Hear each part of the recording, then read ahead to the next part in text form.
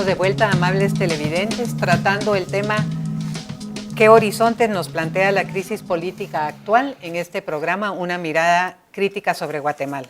Mario Patal, Jorge Santos y María Aguilar nos han ayudado y les estamos muy agradecidos a entrar un poco en los diferentes aristas que tiene la crisis y vamos entonces a entrar en nuestro último segmento para explorar un poco cómo se puede pensar la construcción de un horizonte que nos incluya a todos y a todas. Se dice fácil, ese horizonte está en el sueño de muchísimos y muchísimas guatemaltecas, pero no ha sido posible construirlo hasta ahora. ¿Cómo construimos un horizonte así, Mario? ¿Qué reflexiones? Bueno, yo creo que, digamos, toda crisis es una oportunidad. En el caso, digamos, del movimiento social, el movimiento indígena, el movimiento de comunidades, desde el año pasado, se tuvo un ejercicio, digamos, del cuarto congreso, en donde se identifican temas comunes, temas estructurales, digamos, donde también se visualiza, digamos, la necesidad de hacer cambios, digamos, cambios políticos profundos, de manera, digamos, que todos los sectores que conformamos la sociedad guatemalteca seamos, en principio, reconocidos, y luego tener esa posibilidad de dar nuestros aportes, digamos, a este país llamado Guatemala.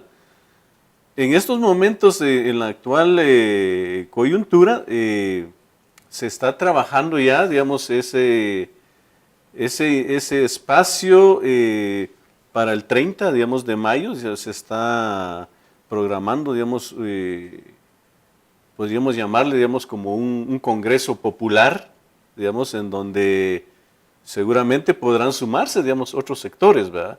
La Universidad de San Carlos también ha hecho en este momento, digamos, un llamado, digamos, a integrar mesas de trabajo, digamos, como para ir buscando, digamos, ese horizonte, digamos, en donde toda esa multiculturalidad, digamos, de este país pueda ser incluido y reconocido.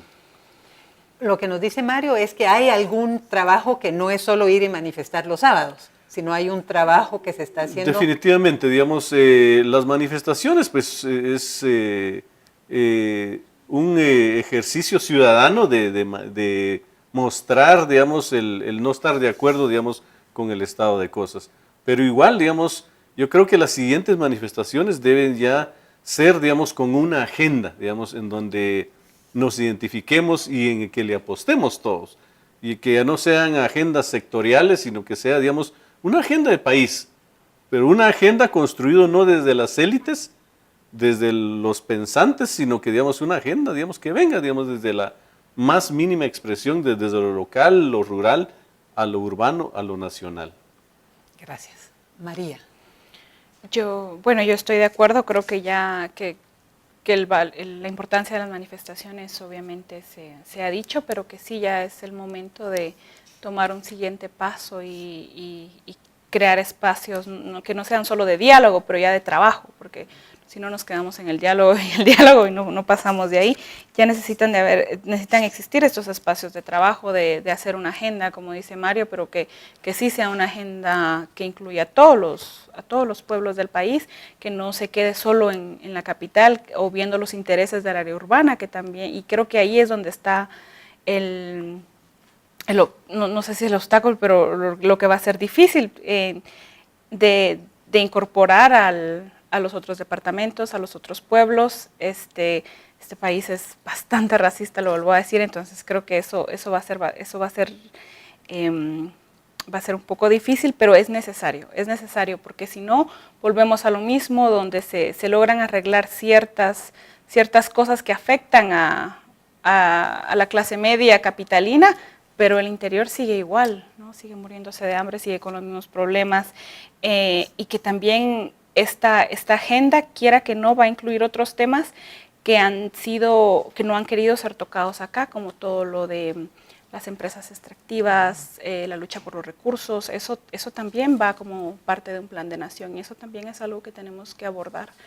Entonces sí creo que es necesario, es fundamental tener ya empezar a trabajar un plan de nación, porque creo que este es el momento de poder hacerlo y claro, teniendo mucho cuidado de que no sean grupos de élite o el CACIF o la embajada o comunidad internacional los que vengan e impongan la agenda que se quiere, ¿verdad? Ese es un sueño, ¿verdad, Jorge? Yo pienso que sí, pero que efectivamente hay que pensar fuera del cuadro. Y tal vez pensar fuera del cuadro implica lo siguiente. Uno, creo yo, que no hay que tenerle miedo a que en el marco de la movilización se vaya también dialogando de esa agenda.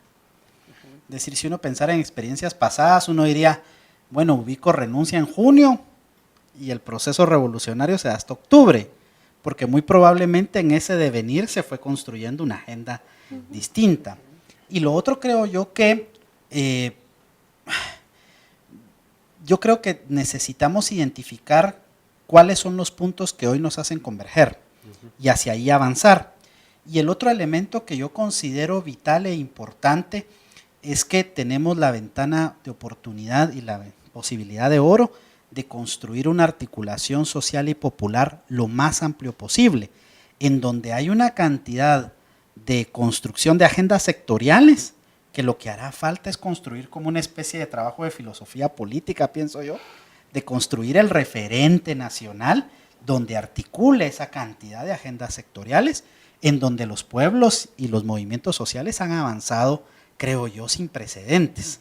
Esa es la ventana de oportunidad que da una crisis, que hay que ensancharla, y hacia ahí creo yo que es donde hay que caminar, pensando en que obviamente es necesaria esta gran articulación social y popular. Yo tengo un último asunto, a ver si nos da tiempo de alguno de ustedes decirme algo al respecto, porque estamos todos seguros de que se necesita la articulación, pero digamos la pregunta que también oye uno es, ¿quién articula? ¿Cómo se articula? ¿Han oído esa pregunta? ¿Quién? ¿Cómo? ¿Cómo se hace eso? Yo creo que nos tenemos que empezar a ver con otros ojos, en donde un poco nos desprejuiciemos de el largo recorrido que hemos tenido en la participación política también. Y tenemos que identificar que sin lugar a dudas, en esos movimientos, y bueno, lo importante de esta movilización es que también nos inquiere a los movimientos, también nos inquieren nuestras prácticas, en nuestras condiciones para transformar el país. Yo creo que si logramos en la lucha cotidiana, en la demanda ciudadana, ir dialogando, sin lugar a dudas vamos a poder ir encontrando puntos en común, en donde tal vez la apuesta de muy corto plazo sea transformar las posibilidades de correlación de fuerzas que hoy tenemos y que nos permita con una correlación de fuerzas distintas construir esa agenda y avanzar, ¿verdad? Ojalá y eso sea posible.